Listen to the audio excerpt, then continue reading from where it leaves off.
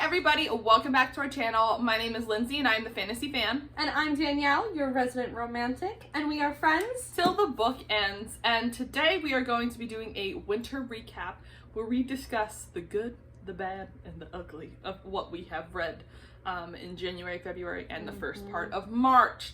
Now, we've had some hits, we've had some misses. Some of us have had more misses than others.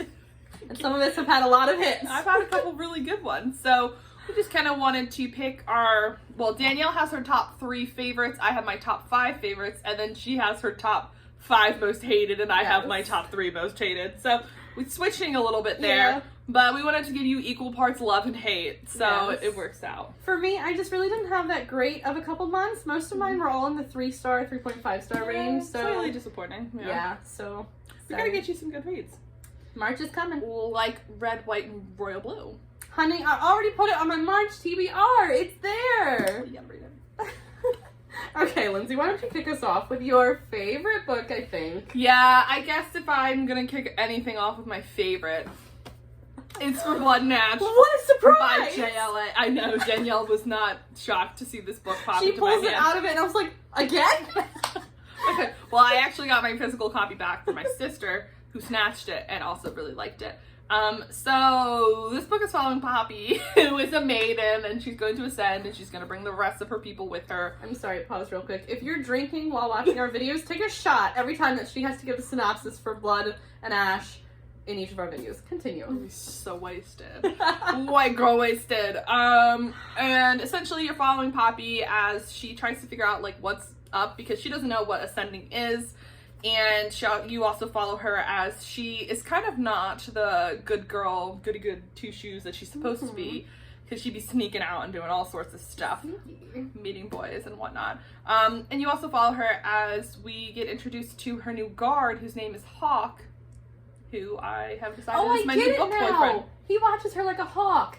I get it. It only took 5 synopses. Well, I think that's also just his name, but I don't know. So this book was fantastic. I gave it 5 out of 5 stars. I also gave the sequel 5 out of 5 stars, but I tried not to put sequels on this because I was like, I'll just be here talking about the series. And I really can't even talk too much about it because there are lots of spoilers. Of course. Because as you get towards the middle and end, you find out about a certain paranormal creature that is important to the plot, but that's not explicitly explained in the synopsis. But there were so many things I loved about this book. I loved Poppy because she isn't the typical, like, what you think she's going to be when you go into it. And I love Hawk, and I love their relationship, and there's a lot of really awesome side characters. Like, oftentimes I feel like in books, the side characters, just, they're side characters. They get pushed to the side, and they're not that interesting. But in here, I genuinely enjoyed, or I love to hate. You love to hate, or you love your side characters, and I feel like JLA just really creates such compelling characters and such an interesting plot. Like, I won't say this is revolutionary. Like, she's done things like this before. Lots of people have. But something about her putting her own little spin on it is just so delightful. And I have to get Danielle to read it. But she doesn't want to read it because it's a 6-book series and we're only on book 3 coming out in April. But I will have my way. Well, plus, I know it's JLA. Like, I binge her. Yeah. Other series, okay, I could, like, read halfway through, but I will binge her, and I will be sad, and I'll have to re-binge all of her other series, and then all of my TBRs are going to get messed up. Do you really want to do that to me? Yes. Oh. I want to talk about it with you. I need someone sorry. to talk about it. I can only talk about it with my sister for so long. So, anyway, you should pick this.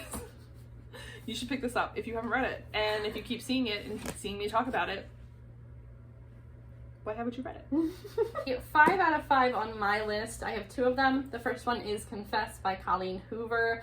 In case you are just now tuning in, I actually have quite a few Colleen Hoover books. This is the second one I've read. I am a huge fan of her so far. This one is about Auburn. She has basically given up her whole life and has to kind of start over. She's looking for a better job. She runs into Owen. He has an art studio that he needs her to help with on like opening nights for selling and sales and everything like that. Only, of course, there starts a budding romance. There's some mystery with it that you kind of have to wait till the end to figure out what's going on. There's also some nefarious characters. But good word. Thank you. Nice. SAT word. So this one I just really loved so much because although it's a fiction book, It is so real and raw and emotional, and the romance between Auburn and Owen is like a little bit of back and forth. So like when they take a pause, I'm like, no, you have to get back together. And when they're back together, I'm like texting my boyfriend like, can you believe how cute they are? They're like so cute. I definitely cried at least one point in this book.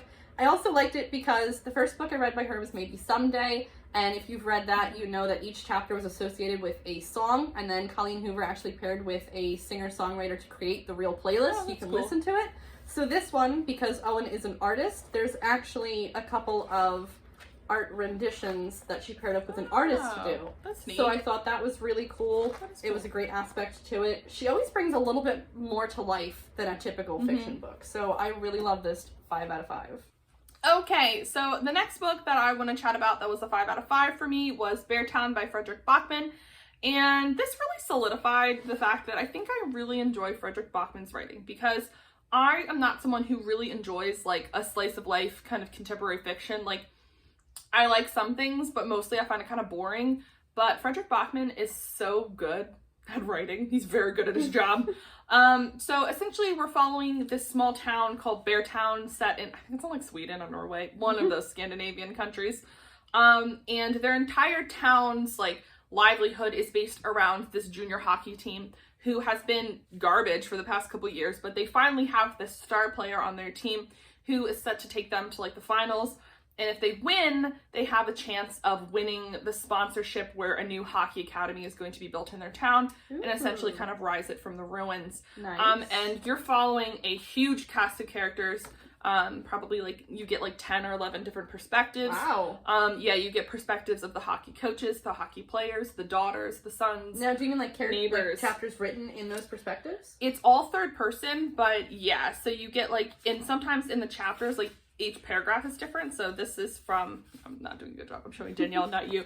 But like this first part will be written by the hockey coach, and then when you get to the second paragraph, it's like from a completely different person's perspective. I feel like given the synopsis and the topic of it, this is actually a good way to write this book. Yeah, it was really interesting because you kind of, the whole point of this book is, besides the hockey thing, is that there is a sexual assault that takes place, and the hockey town begins to pick sides. Like, do you think it's the hockey player who did it, or is the girl making it up?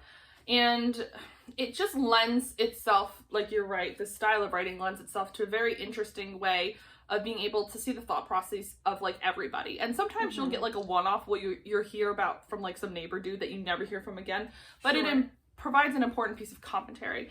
And this was just really good. I'm a really big hockey fan, but this was it was about the hockey, but it was also about this like culture that we create around athletes and how they can do no wrong. And we let them get away with like everything because they're so desperate to preserve this like golden boy like athlete status. Right. So it was really significant, and I really enjoyed this. I don't know if enjoyed's the right word. It's like a hard-hitting, read, but it was really, really well done, and I really loved it. So I love Frederick Bachman. I can't wait to read Anxious People, which is about like a bank robbery that got botched, and it's really funny apparently. I remember you were telling me about that, I think. Oh no, you didn't tell me about that. I have that like literally on hold with the library right now. Oh my god! I saw the synopsis on, maybe future book review book. Okay, well, I'm glad we discussed this then. It's Frederick Bachman. He brings people together. But anyway, 5 out of 5 stars. Loved it. Another 5 out of 5 for me. I don't physically have because I listened to the audiobooks. We're going to pop that up there. I listened to The Art of War by Sun Tzu. It was, of course, translated into English.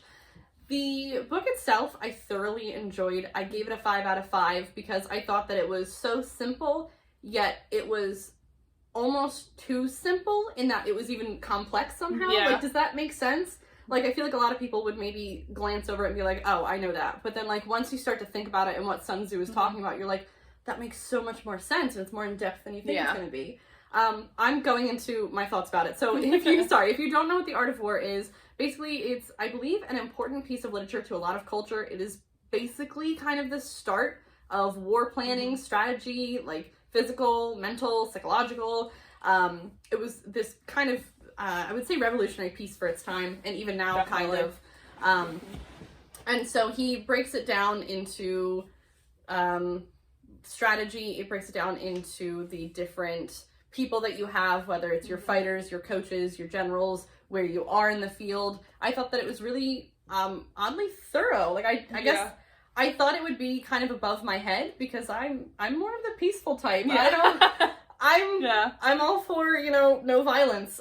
But after listening to it, I was like, I think I'm ready to go to war. I could lead a troop, maybe. You're like, beam me up, Scotty, I'm ready. Yeah, right? Lindsay, let's go to war, I'm ready. The only thing that I did not like, which it's not going to affect the rating, is I found that listening to a nonfiction book, especially something like historical like this, is not advantageous for me audiobook-wise. Okay. I found that I'm better with nonfiction books when I can read it because I'm more of a visual learner. That's so interesting because I prefer nonfiction as audiobooks. And that's what my boyfriend Jason was saying because he's the one who recommended it. And he was like, I'm more of the audio type. But like when I'm visually reading it, if I need to recall it, I can close my eyes and be like, I remember reading that on that page. That's fair, yeah. But when I'm listening to it, like I'll be honest, I don't remember a whole lot about it. I remember some anecdotes. I remember certain parts. The other thing is that there were two narrators, and the guy was like pacing it perfectly. The woman was kind of reading it really quickly. So I think that it can be a shot in the dark whether the audiobook's going to be good or not for nonfiction. But overall, I really enjoyed it. So the next book that I want to talk about is actually a middle grade book, and I don't think I've mentioned it yet on this channel, but I really enjoyed it. So that is The Keeper of the Lost Cities by Shannon Messenger, and I picked this book up because Middle Grade Monthly, which is like a book to book club. How many times can I say book in a 5-word sentence? Many. I don't know. And they were reading it, and I was like, okay, I want to pick it up because I've heard good things, and it was so good. I gave it a 5 out of 5 stars. I did not expect that I was gonna like love this as much because I'm not like, I like middle grade. I really love like anything Rick Riordan writes or presents or whatever he does. I usually really enjoy it, but I have found that other middle grade like isn't my jam. But we're following a 12-year-old girl named Sophie who finds out that she's not exactly human, and so she gets taken to this like alternate world where she discovers that she is special and she has all these powers that other people don't have, and she kind of has to work against the clock to kind of defeat this like bad entity. And this is a really long book series. I think there's 8 books in this series, and I've read the first 2. But this book just, I think, got 5 out of 5 stars, and it's one of my favorites that I've read so far because I didn't think I was gonna like it. So we had low expectations, and I really liked the characters. Like, it's cute, it's middle grade, so it's like cutesy enough, but it also dives into like some deep topics of like grief and like separation from parents and things like that. And yeah, it was really cool, and it's like also fun. Like they have like it's like a make-believe world like in your head. Like they've got cool mythological creatures and telepathic powers, and who doesn't want that shit? And it also has like an academic setting, and I love you love any that sort of, yes, I really do. Plus it looks like actually a pretty big book for a middle grade. It is, yeah, it's a little chunky. She's good. like 500 pages. 480 pages, so nice. Yeah, so she's chunky. But it was really fun, and you can read this in like one sitting because it is middle grade. It's not as if it's like super small writing with like big words. Like it was doable to read in a sitting. But it was really, really enjoyable, and if you have thought about picking it up, you should. So if you remember watching the video where Lindsay and I exchanged books around Christmas time, she got me the book Frostblood. That is the first in a trilogy. I really loved it. I did pick up the second and third book. The second book is Fireblood. That is book number 2. The third book is called Nightblood. Yes, Nightblood. This trilogy is written by Ellie Blake. I was super excited to jump into Fireblood. I was quickly disappointed. I was so upset because the main characters that you have are Arcus, who is a Frostblood, and Ruby, who is a Fireblood. Given by their names, Arcus can control ice, Ruby can control fire. I can't tell you too much of the synopses because I don't want to spoil anything, but it's kind of one of your typical clashing clans, let's come together, can we defeat the enemies, blah, blah, blah. Possible romance building in there. So I was really disappointed with Fireblood because the way that Ruby was portrayed in the second book completely counteracted all of the character traits that you got from the first one. She was shown as really disloyal in her relationship. The author also tried to create a love triangle that I thought, like, some love triangles I'm okay with, but the way that the author created it, I was like, this is absolute trash. Like, what the heck is wrong with you? I was texting Lindsay, I was texting my boyfriend, I was like, I can't stand this book. Like, I have to put it down. I literally was getting so mad. I was ready to, no lie, I was ready to punch a wall reading this book. Wow. And I've already said in this video that I'm a peaceful person. I don't do that. Also, I don't know if I already specified, but my boyfriend does not read a lot of books like I do, so I never have to worry about spoiling anything to him. So usually when I'm like emotionally charged, whether it's good or bad, I'm talking to him about it. He can confirm that I complained a lot about this book when I was reading it. I just thought it was so lame. I was this close to not even reading the third book, but I decided to give it a try. I had to. My faith was restored. So Fireblood, I did end up giving it a 1.5 out of 5. It was that bad.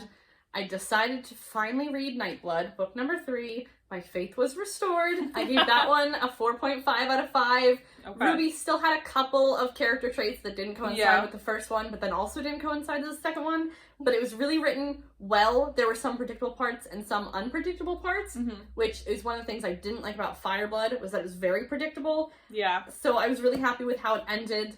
I thought it wrapped up the series really well. I just wanted to talk about those two in conjunction because they go hand in hand. Yeah, it sounds like Fireblood. Is it Fireblood? Fireblood. They all sound the same. I know. Fireblood suffered from like middle book syndrome. Yes, sometimes. Which I never heard about until I started texting you about it. And you're like, middle book syndrome. I was like, what's that? There's a lot of times in like series where like that middle book just like has no purpose and doesn't really. It's meant to like further the plot, but oftentimes it's just like filler stuff, and it just that's exactly what it felt like. Not being fantastic. I don't know. Maybe I've been spoiled. Not a lot of trilogies I've read have had that syndrome, so this is like even more disappointing. Oh. So I'm going to finish up my last two favorites so then I can get into the trashing. But another kind of surprise, but also not surprise because everybody and their mother has been obsessed with this book since it came out. But I was nervous because I don't like King Arthur retellings, is Legendborn by Tracy Deonn. First of all, cover, fantastic. So we're following this girl named Bree, and she has been accepted into this like prestigious college prep program where she essentially gets to live on UNC Chapel Hill's campus, and she gets to go to classes there as a junior and senior in high school. So it kind of gets her, I don't think it exists in real life. So it kind of is supposed to get her ahead of the game. She's smart. She's a smarty girl. But once she gets there, she witnesses like this like demon magical attack, and then someone tries to wipe her memories, and then she finds out that she doesn't get her memories wiped. So essentially, she witnesses this magical attack. She realizes that her mind can't be wiped. Yeah, so she's special. Everyone's special in my book. So she's special. I love special girl tropes.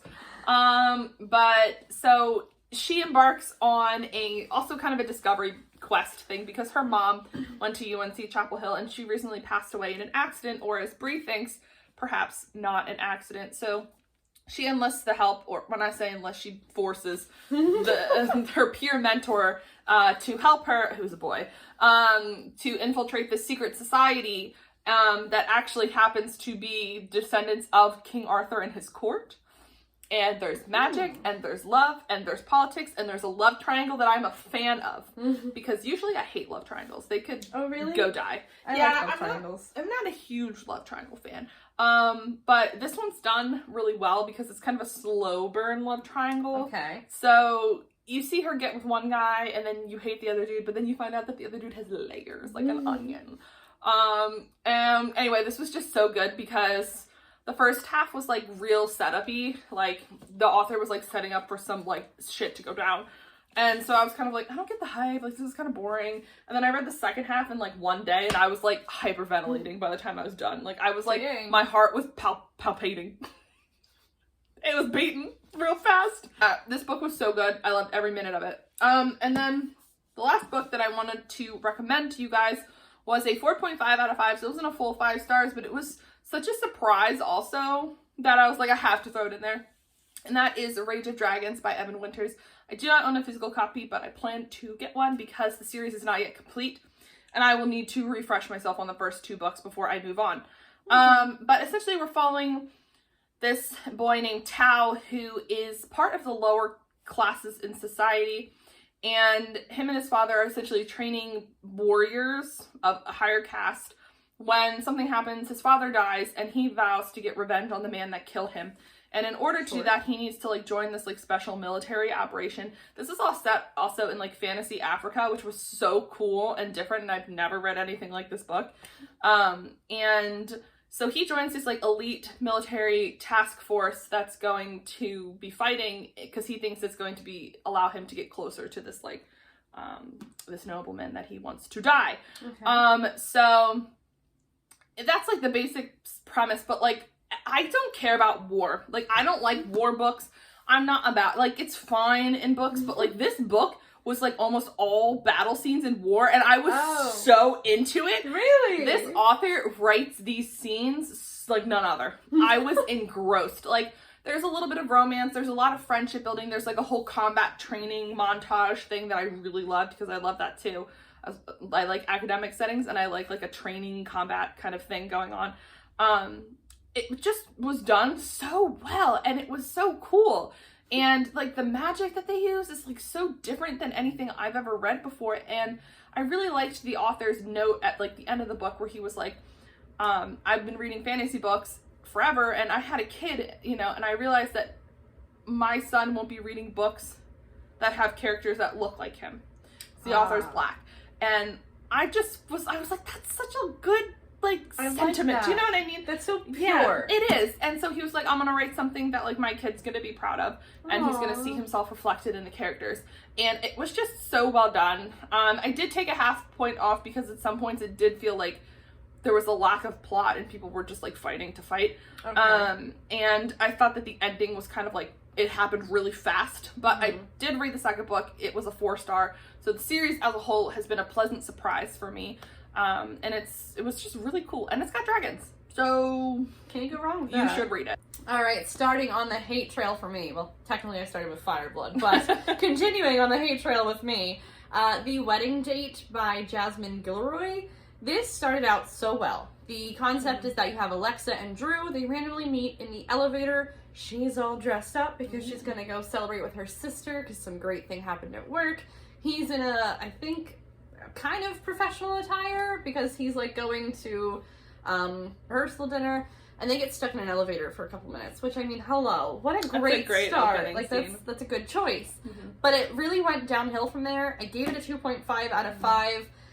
The concept was that they're supposed to fake date, and then what happens from there. Yeah. We've all read books like that, except his whole thing was that he doesn't date, that he doesn't do real relationships. Oh, okay. He started to fall for her, but then he wasn't communicating that to her. He thought she could have figured out, and then they both had self-confidence issues, so it gave both sides of the characters. You could see it. It's just like unnecessary communication problems. Right. I feel like, yeah. Right. And then at the end, like, they're like, oh, we'll have to work on this, but we'll be perfect together. And I'm like, you didn't address anything that went wrong in the last 300 pages. Yeah, you're like, these 100 pages told me no. Right, we will not be perfect together.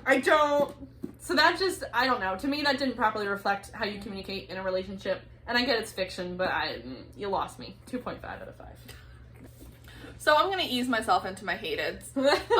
This book hurts that I have to talk about it here because I read Ready Player One last year and it was one of my favorite books of the year. And this was the surprise sequel that came out this year called Ready Player 2 by Ernest Cline. And it was a 3-star, which was a little generous to be honest. You are easing in. Yeah, so I went with 3-star because it was really disappointing because I love that first book so much. Like, I don't do video games. I don't care about video games. And this whole book is about like a video game virtual world, like the Ready Player One is. And I loved it. And I was like, wow, this author like really drew me in and made me give a shit. So it was just so clever and so well researched. So in the first book, you're following this guy named Wade who lives in essentially like a dystopian world where we've destroyed our planet and everyone's life sucks. So they use these like virtual reality headsets to escape into something called the Oasis. Okay. And there they can like play games and meet other people and like do combat. And the creator of this game called James Halliday, he died, but before he died, he set up essentially this like giant quest. And whoever wins the quest wins control of the Oasis and becomes like a millionaire essentially. So he's left Easter eggs, and there's like a scoreboard, and in the 7 years that this dude's been dead, no one's been able to crack the code, crack the clue, and Wade becomes the first person to do that. Oh. And it was so good. So good. This book, highly disappointing because it essentially undoes everything that the first book did. Oh, I don't want to give spoilers because this is a sequel, but essentially it basically is just like Wade turned out to be a terrible person, and the first like 40-50 pages are him just the narrator talking about how he destroyed all of his relationship with his friends and his family, and then like halfway through it's like, well, he's really not that bad of a guy, and like by the end he's like, redemption, and I'm like, this was a wild character arc. And it just, like, wasn't as fun. Like, the pop culture references just weren't really... They were all rooted in the 80s, just like the first book, but it just wasn't as fun this time around. Like, I can tell that Ernest Cline really did a lot of research because he knows more about, like, Michael Jackson and... Not Michael Jackson. Prince. And, like, the Breakfast Club than anybody I've ever existed, probably. But it just felt like this book was unnecessary, was the bottom line, was that it should have been a standalone. Ready Player One should have been a standalone. This added nothing to the narrative, and it's not worth your read. So if you read Ready Player One, just ignore this book. Next bad one for me. This is also 2.5 out of 5. It is The Speechwriter by Barton Swain. This is my nonfiction choice for January. It is a biography, an autobiography. Basically, Barton Swain was a speechwriter for a governor in South Carolina, I believe, from 2007 to 2010. And it's supposed to be his kind of playback of this scandal that happened, to build up to it. So it's supposed to be nonfiction. It's not supposed to be like a drama. But at the same time, his writing, so he's a speechwriter. I get that. But there's a lot of like large fancy jargon he used that I was constantly like Googling what all these words meant. That's the worst, yeah. Right. And like if it happens He's trying to be smart. Right. And like I guess you're a speechwriter, you can be. But it was like every single paragraph was a whole new word, and I was like, I can't even figure out the context of this because I don't know the context of that. The other thing was that even when you're writing nonfiction, you still have to know your audience and know how to engage them. He was not writing in an engaging way. Like, I felt so bored. I think I fell asleep one time while reading it. I was like, and the build up to the scandal wasn't even that great because the scandal wasn't even that big. Like, I was thinking, like, maybe some kind of murder or something. No, I would have liked the murder. Right, you would have. So, it was a 2.5. It was kind of lame. I tried.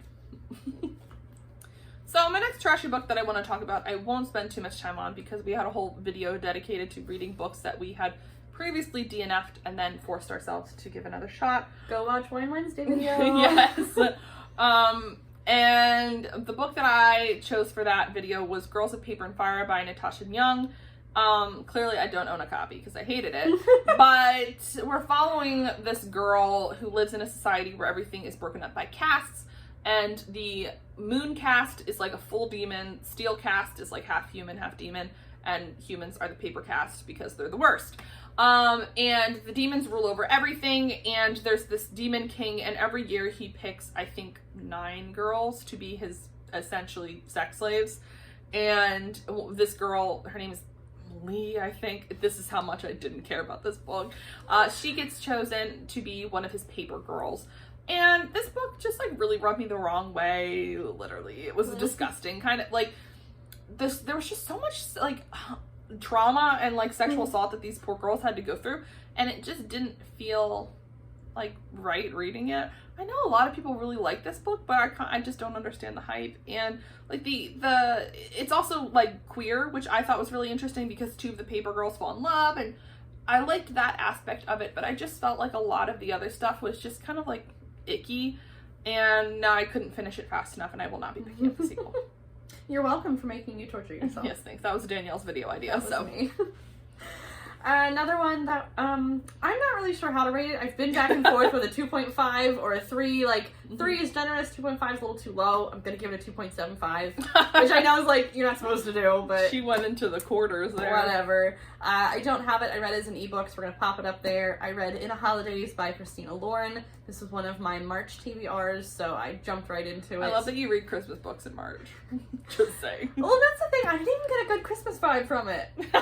Just like, no Christmas. I don't know. Maybe it's because I was bothered by everything else. So the quick synopsis is that you have Theo and Andrew. They are brothers. You have May. She is a family friend of all of them. Theo is May's age. Andrew is 3 years older. They're both in like their middle 20s, late 20s. That's where we're looking at. So it's kind of an adult romance. The whole point is that May has been madly in love with Andrew. She accidentally, drunkenly makes out with Theo. Oh, no. She wakes up the next day. Everyone's like, hey, this is the cabin we've been, coming to every single year for Christmas. Surprise, we're selling it.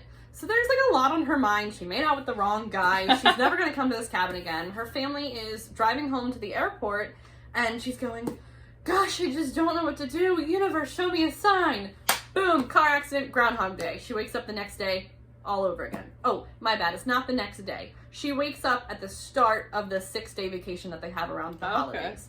So, first off, the synopsis makes it sound like it's going to be more confusing or more involved than it was. Yeah. It's not. She literally kisses Theo and she's like, oh my god, this ruins everything. And then Andrew comes out and he's like, hey, heard you made out with Theo last night. Like, he's joking about it. Normal things to be like, look, Andrew, I'm so sorry. Honestly, I know I kissed your brother, but I've been in love with you. That's a normal thing. Instead, she asks the universe for a sign and gets stuck in a loop over and over again until she finally realizes it. And then she gets a chance in one of the versions. She finally opens up to Andrew, and Andrew's like, why wouldn't you have just told me? Like, why are you... Like, even Andrew was like, what are you doing? It's like, this is stupid. But at the same time, I have to give it a 3 because I was binging it. I couldn't stop it, even though it was trash. So that's why I'm generous. It's like a train wreck. You could look away from it. 5, so I liked Christina Lauren's other books. This one was a disappointment. Okay, so my last fail of the winter is probably the one I dislike the most, and that is The Hunting Party by Lucy Foley. And right off the bat, this sounds like something I would love. So essentially, we're following this group of old college frenemies. Like, they're not really friends. Most of them went to college together. There's a couple, like, spouses that have, like, tagged along in the way. But they all used to go to Oxford, and they're, 10 years later, they're in their, like, mid-30s, and every year they get together and throw some big New Year's Eve bash, and different people plan it each year. So this year, they have it planned to stay at this, like, hunting lodge in Scotland. So I love Scotland. I like a good, like, Highland mystery murder situation.